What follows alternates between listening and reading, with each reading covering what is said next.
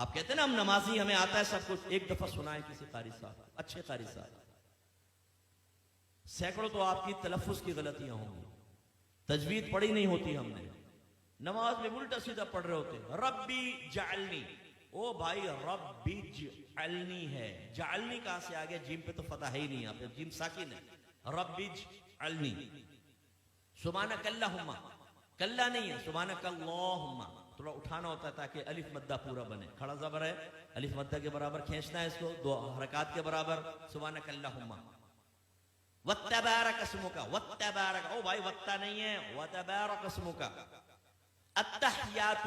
او بھائی التحیات نہیں ہے، التحیات ہے، سبحان رب العالی، سبحان رب العظیم، نا بھائی یہ نہیں ہے، سبحان ربی العظیم، سبحان ربی الاعلی، یہ ہے۔ آپ سنائیے، میں نے تعلیم بالغان کا مدرسہ بہت پڑھایا، جب میرے سامنے آتے تھے نا، کتنے سال سے نماز پڑھ رہے ہیں؟ 25 سال سے، اچھا سناؤ ذرا صورت سناؤ، او بھائی ایک نئی صورت کی شکل سامنے آتی تھی، زبر کی جگہ زیر، زیر کی جگہ پیش، پیش کی جگہ کچھ۔ میں آپ سے گزارش کرتا ہوں، میں آپ کو حقیر نہیں سمجھ رہا ہوں، آپ کی تحقیر بیان کرنا مقصود نہیں، خدا کی قسم خواب غفلت سے جگانا مقصود ہے۔ آج آپ چیک بھرتے ہیں نا، چیک، جتنے یہاں چیک بھرنے والے موجود ہیں ان سے پوچھئے، اتنے آرام سے بھرتے ہیں کہیں ٹیڑھا میڑھا نہ ہو جائے، باؤنس ہو جائے گا، اور کہیں اگر غلط ہو جائے نا تو اوپر سائن کرنا پڑتا ہے، ورنہ یہ ریٹرن ہو جائے گا جی چیک بینک سے اوور رائٹ ہو گیا ہے،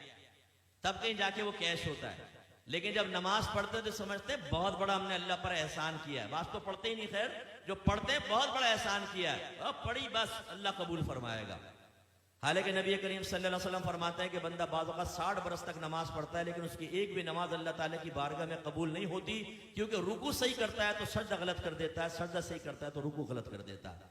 ایک روایت میں فرمایا بعض نمازی ایسے ہیں کہ مسجد کے دروازے سے باہر نہیں نکلنے پاتے کہ ان کی نماز پرانے کپڑے کی طرح لپیٹ کے اس کے منہ پہ مار دی جاتی ہے۔ ایک روایت میں فرمایا جب نمازی بعض اوقات نماز ختم کرتا ہے تو نماز اس سے یہ کہتی ہے اللہ تجھے ایسا ہی برباد کر دے جیسا تو نے مجھے برباد کیا۔ اس میں وہ خاص طور پہ سپر مین نوجوان یہاں بیٹھے ہوئے نا، جب نماز پڑھنے کھڑے ہوتے ہیں رکوع سجدہ، ایک دم سیدھے کھڑے ہو گئے، رکوع سجدہ، ابھی ہماری الحمد آدھی بھی نہیں ہوتی، 2 رکعتیں ختم کر لیتا، اور جب یہ سلام پھیرا کلٹی باہر، او بھائی تو یہ تو ایکسپریس ٹرین بنا ہوا ہے، بلٹ ٹرین، یہ تیرا فائدہ کیا ہوا نماز پڑھنے کا؟ یعنی سر سے بوجھ اتار رہے ہو۔ آپ نے دیکھا جمعے کی نماز کے بعد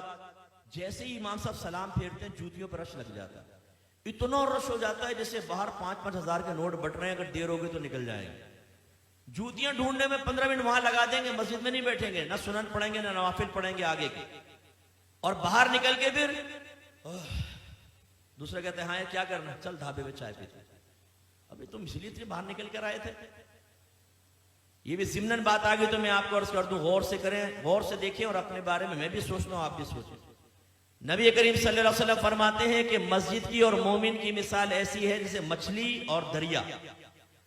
کہ اگر مچھلی کو دریا سے باہر نکالیں تو وہ اس وقت تک چین سے نہیں بیٹھتی جب تک دوبارہ دریا میں نہ آ جائے، اور منافق کی اور مسجد کی مثال ایسی ہے جیسے پرندہ اور پنجرہ، کہ اگر پرندے کو پنجرے میں بند کر دیں تو وہ پھڑپھڑاتا رہتا ہے کہ دروازہ کھلے اور میں اڑ جاؤں، اور جیسے کھولتے ہیں اڑ جاتا۔ اپنے بارے میں ہم سب کو غور کرنا چاہیے، ہم میں مومنانہ صفت ہے یا منافقانہ صفت ہے؟ امام صاحب سلام پھیرتے ہیں دعا بھی نہیں مانگتے، یہ بس امام صاحب نے سلام پھیرا فوراً اٹھ کے باہر، جوتی لے کے باہر، کرنا کیا ہے؟ دوستوں کے ساتھ بیٹھ کے گندی لڑکیوں کی باتیں کرنی۔